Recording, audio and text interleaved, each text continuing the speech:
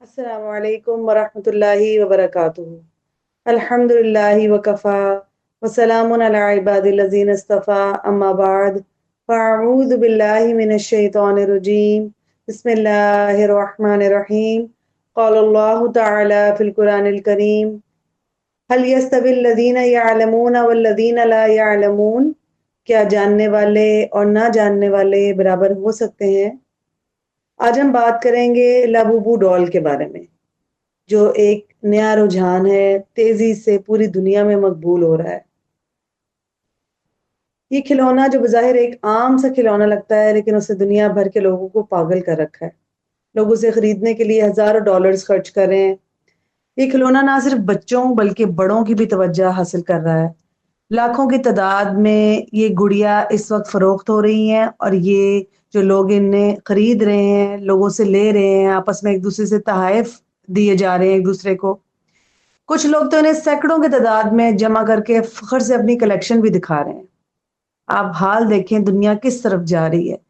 مشہور اداکار، گلوکار اور سوشل میڈیا انفلوئنسرز ان کے ساتھ تصویریں کھنچواتے ہیں، اور کچھ افراد ایسی کہانیاں بیان کر رہے ہیں کہ جب سے انہوں نے یہ ڈالز گھر میں رکھی ہیں، انہیں عجیب و غریب واقعات کا سامنا کرنا پڑ رہا ہے۔ کچھ لوگ کہتے ہیں کہ یہ جہاں جاتا ہے، یہ ڈال میل ہے یا فیمیل ہے، وہاں یا تو خوشحالی آ جاتی ہے یا خوفناک نحوست۔ کوئی کہتا ہے اس کی آنکھوں میں جادو ہے، کوئی کہتا ہے اس کے دانت شیطانی علامت ہے، اور کچھ لوگ تو یہاں تک کہہ دیتے ہیں کہ یہ شیطان کا بنایا ہوا پراسرار کھلونا ہے۔ تو دراصل یہ کوئی خوفناک جن یا بدرو یا کوئی شیطانی کھلونا یا کوئی ایسی چیز نہیں ہے۔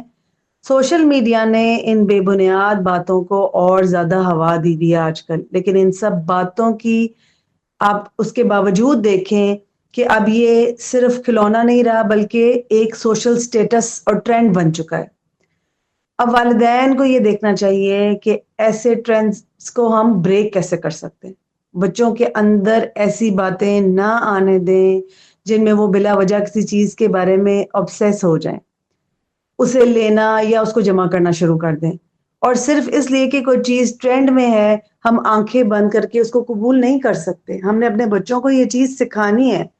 تو کیا کل اگر فتنہ بھی کوئی ٹرینڈ بن جائے گا تو کیا ہم وہ بھی اپنے گھروں میں لے آئیں گے؟ سوچنے کی بات ہے نا۔ والدین کو اس چیز پہ توجہ دینی چاہیے۔ اللہ نے والدین کو صرف بچوں کو کھلانے پلانے کا ذمہ دار نہیں بنایا، بلکہ ان کے عقیدے، ان کے دل و دماغ، ان کی فطرت، ان کے اخلاق، سب کچھ محفوظ رکھنے کا فریضہ بھی دیا ہے۔ بطور والدین ہمیں یہ بھی سوچنا ہے کہ آج کا میڈیا، آج کا کلچر اور آج کے جو ٹرینڈز ہیں وہ ہمارے بچوں کو کس طرف لے کر جا رہے ہیں۔ ایک اور اگلا جو سوال ہے جو بہت زیادہ پوچھا جاتا ہے کہ کیا للابو ڈال منفی توانائی سے منسلک ہے؟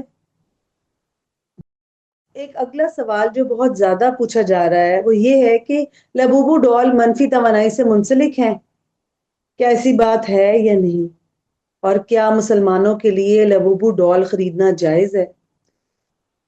یہ ڈال خریدنا حرام تو نہیں ہے، لیکن اس کی منفی پہچان کی وجہ سے احتیاط بہت ضروری ہے۔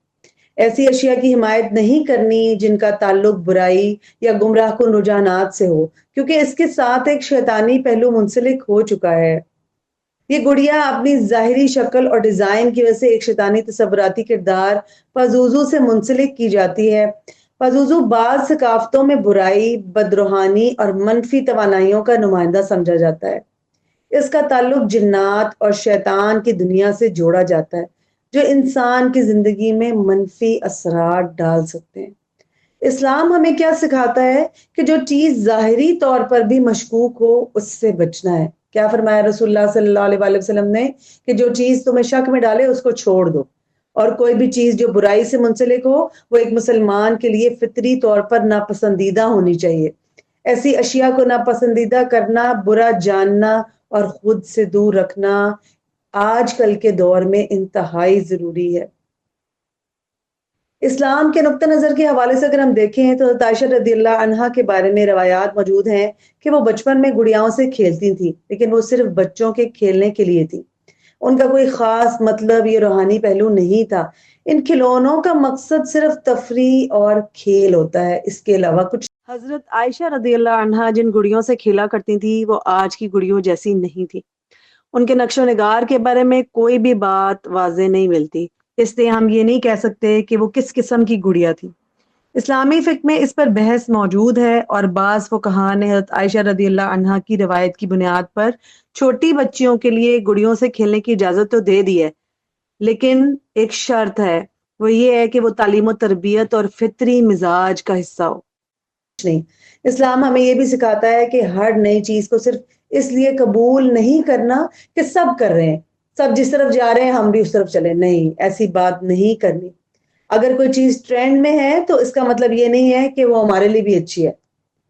یاد رکھنے والی بات کیا ہے کہ وہ لوگ جن کی اپنی کوئی سوچ نہیں ہوتی، جو دوسروں کی اندھی تقلید کرتے ہیں، وہ دراصل ذہنی طور پر کمزور ہوتے ہیں.